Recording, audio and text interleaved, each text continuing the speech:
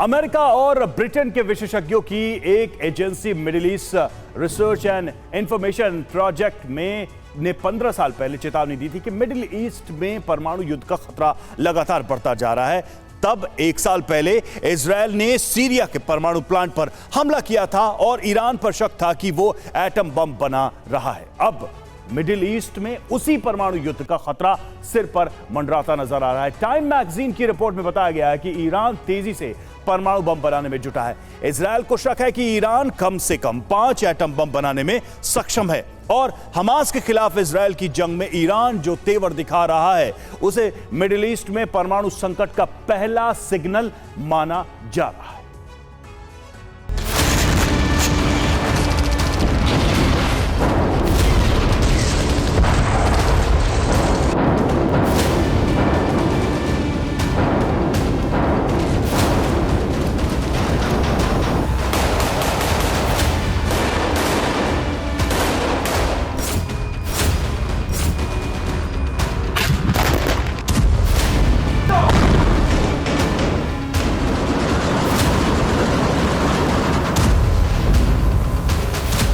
Hamas को नेस्तनाबूद करने के लिए फिलिस्तीन पर इजराइल के घातक हमले अब पूरे मिडिल ईस्ट के लिए खतरे का सायरन बजा चुके हैं। इस खतरे की वजह है हमास और इजराइल की जंग में ईरान की लगातार बढ़ती दखल। ईरान के राष्ट्रपति इब्राहिम रईसी तो खुली धमकी दे चुके हैं कि इजराइल के हमले में फिलिस्तीन की महिलाओं और बच्चों की मौत नहीं थमी तो इजराइल और उसके यहूदी राष्ट्रवादियों का समूल नाश निश्चित है। ईरान के राष्ट्रपति की इस धमकी का मतलब लोगों को अब समझ में आया जब तेहरान यूनिवर्सिटी के एक कार्यक्रम में ईरान के विदेश मंत्री हुसैन अमीर अब्दुल्लाहियन ने अमेरिका के साथ परमाणु डील को बेमानी और बेकार बताया। ईरानी विदेश मंत्री की इस चेतावनी का मतलब यही निकाला जा रहा है कि ईरान अब परमाणु बम बनाने के बेहद करीब है। ईरान के परमाणु बम बनाने के मंसूबों की भनक इजराइल को पहले से है। इजराइल पर हमास का हमला होने से 9 दिन पहले ही इजराइल के प्रधानमंत्री बेंजामिन नेतन्याहू संयुक्त राष्ट्र महासभा में एटम बम का एक स्केच लेकर पहुंचे थे। उन्होंने लाल रंग के मार्कर से निशान लगाते हुए चेतावनी दी थी कि अगर ईरान ने यह रेड लाइन पार करके परमाणु बम बनाने की कोशिश भी की तो इजराइल सारी हदें तोड़ देगा। 28 सितंबर 2023 संयुक्त राष्ट्र मुख्यालय न्यूयॉर्क, अमेरिका। ईरान के परमाणु हथियार बनाने के मंसूबों पर इजराइल और ईरान की जुबानी जंग 2 दशक पुरानी है, लेकिन इस बार परमाणु युद्ध की आशंका हवा हवाई नहीं है। इसका ताल्लुक हमास इजराइल युद्ध से भी नहीं है, बल्कि इसकी शुरुआत 6 महीने पहले उस दिन हुई जब ईरान ने पहली बार अपनी हाइपरसोनिक मिसाइल फतह का परीक्षण किया। मई में अपनी जिस हाइपरसोनिक मिसाइल का टेस्ट ईरान ने किया था उसकी खुली नुमाइश गाजा पर इजरायली हमले के बाद की गई।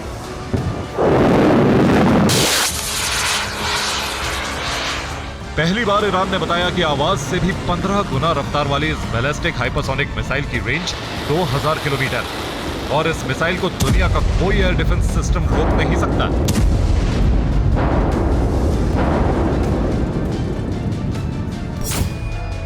ईरान की फतह मिसाइल पर न्यूक्लियर वॉरहेड का इस्तेमाल हो सकता है या नहीं, इस पर ईरान ने कुछ नहीं कहा। लेकिन मई 2023 में जब ईरान की इस मिसाइल की खबर आई थी तभी इजराइल के मंत्री योव गैलेंट ने मान लिया था कि यह मिसाइल ईरान के परमाणु बम से जुड़ी हुई। उन्होंने यह भी खुलासा किया था कि ईरान के पास कम से कम 5 परमाणु बम बनाने का सामान तैयार है। ईरान की बैलिस्टिक हाइपरसोनिक मिसाइल देखने के बाद अमेरिका के भी कान खड़े हो गए थे।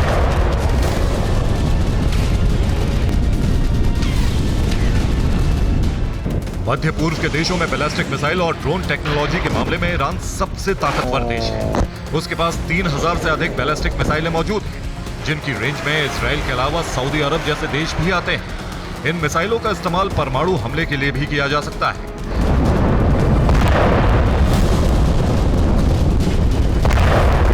इसलिए सऊदी अरब के क्राउन प्रिंस और प्रधानमंत्री मोहम्मद बिन सलमान ने भी धमकी दे दी है कि अगर ईरान एक परमाणु बम बनाता है तो सऊदी अरब भी परमाणु हथियार हासिल करने में पीछे नहीं रहेगा। ईरान का परमाणु कार्यक्रम अमेरिका की मदद से 1960 के दशक में शुरू हुआ था। तब अमेरिका और ईरान दोनों का दावा था कि ईरान परमाणु बम नहीं बनाएगा, बल्कि वो न्यूक्लियर पावर प्रोजेक्ट के लिए पावर रिएक्टर बना रहा है।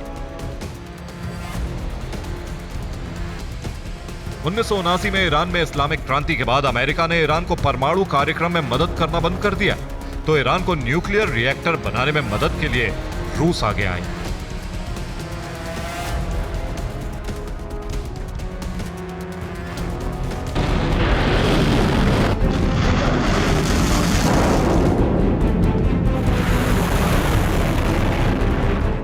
ईरान के न्यूक्लियर हथियार बनाने की भनक लगने के बाद अमेरिका ने पहले आर्थिक प्रतिबंध लगाकर उसे रोकने की कोशिश की।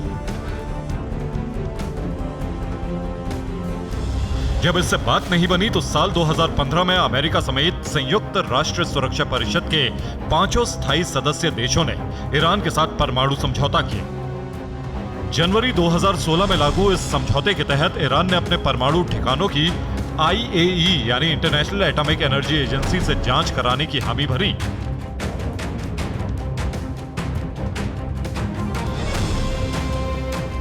हालांकि अमेरिका और IAEA को शक था कि ईरान अब भी चोरी छिपे परमाणु बम बनाने में जुटा है, और इसी शक के आधार पर साल 2018 में अमेरिका के राष्ट्रपति डोनाल्ड ट्रंप ने ईरान के साथ परमाणु समझौता रद्द कर दिया।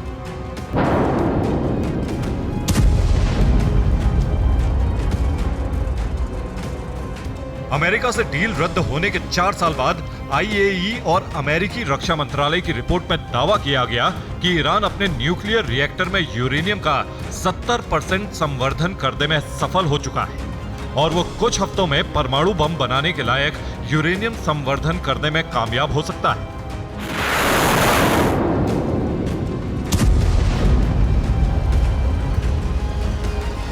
इस वर्ष की शुरुआत में IAEA की एक और रिपोर्ट ने मिडिल ईस्ट में ईरान के परमाणु बम का हुआ मचा दिया। इजराइल की मीडिया ने दावा किया कि ईरान के परमाणु वैज्ञानिक 80% यूरेनियम संवर्धन कर चुके हैं।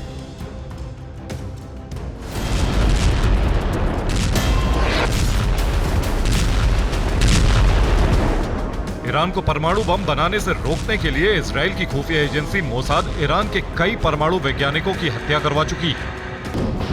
इजराइल कई बार यह खुली धमकी दे चुका है कि वो ईरान के परमाणु प्लांट पर हमला करके उसे तहस नहस कर देगा। मोसाद और इजरायली वायुसेना के साझा ऑपरेशन में 1980 के दशक में इराक के न्यूक्लियर प्लांट को तबाह किया गया था, लेकिन अब खबर है कि ईरान ने इजराइल की इस चाल की काट भी ढूंढ ली।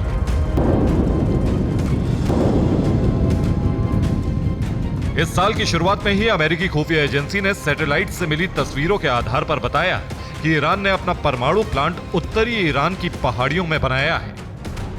ईरान के न्यूक्लियर प्लांट अंडरग्राउंड है, जिनकी सुरक्षा इतनी मजबूत है कि अमेरिका की मिसाइलों या बंकर बस्टर बम से उसे खत्म नहीं किया जा सकता है। गाजा पर हमले के बाद अभी ईरान ने खुलकर परमाणु बम की धमकी नहीं दी।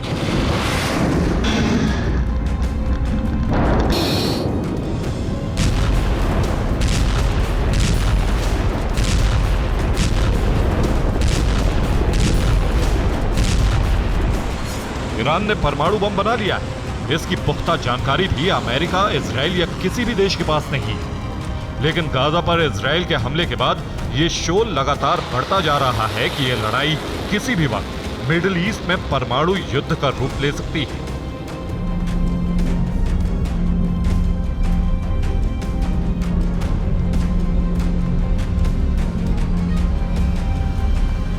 इस लड़ाई में अगर संयुक्त राष्ट्र सुरक्षा परिषद में वीटो पावर रखने वाला अमेरिका खुलकर इजराइल के साथ है, तो ईरान की पीठ पर रूस के राष्ट्रपति व्लादिमीर पुतिन और चीन के राष्ट्रपति शी जिनपिंग का हाथ है। रूस और चीन दोनों की खुली दुश्मनी अमेरिका से है, इसलिए मिडिल ईस्ट भी दुनिया की इन 3 महाशक्तियों के बीच प्रॉक्सी वॉर का मैदान बन चुका है।